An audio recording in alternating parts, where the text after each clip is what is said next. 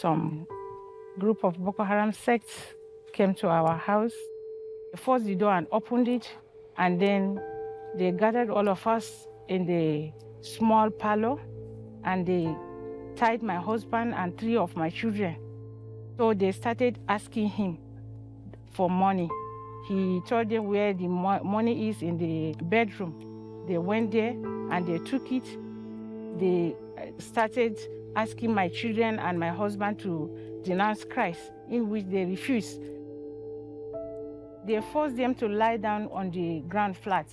So after slaughtering him, they started with the other boy. They asked him to deny Christ. He too, he refused. And they slaughtered him. They went next to the other boy and they slaughtered him too. All of them refused to denounce Christ. So after some minutes, my husband died, and 2 of the children were fortunate. They were carried to the hospital by some security men, and some surgeries were made on them. By His grace, they survived it. I was not angry with God because I know something like that can happen. And as a Christian, one has to be prepared for this anytime. So I was not angry with God. And even those that killed my husband, I know most of them are ignorant. That is why they did it. After her 2 sons had recovered from their injuries, Amina took her family and fled the area, since it was discovered they were still in danger from Boko Haram. 5 years after this attack, Amina had another dramatic encounter with a Boko Haram group while on the way to a funeral.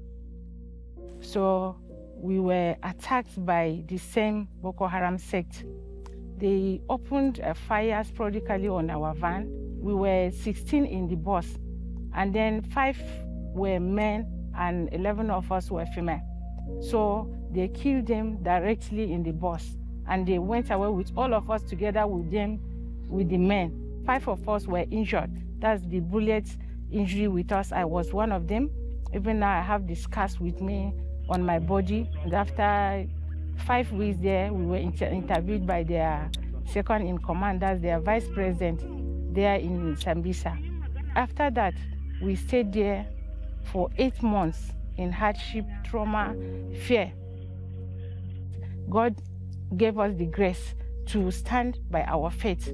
I say in my mind, if I live for Christ, and if I die, it's gain, which is in Philippians chapter 1, verse 21. I have this in mind, and I stood by it. After experiencing severe hardship and trauma for 8 months, Amina and 9 other women were finally released. Now, 10 years later, Amina has come to terms with her husband's death and his murderers. It was not easy, but the Bible told me that I have to forgive so that I can be forgiven. That is in Matthew chapter 6, verse 14, that says that we have to forgive so that we can be forgiven. So I have to do that as a believer.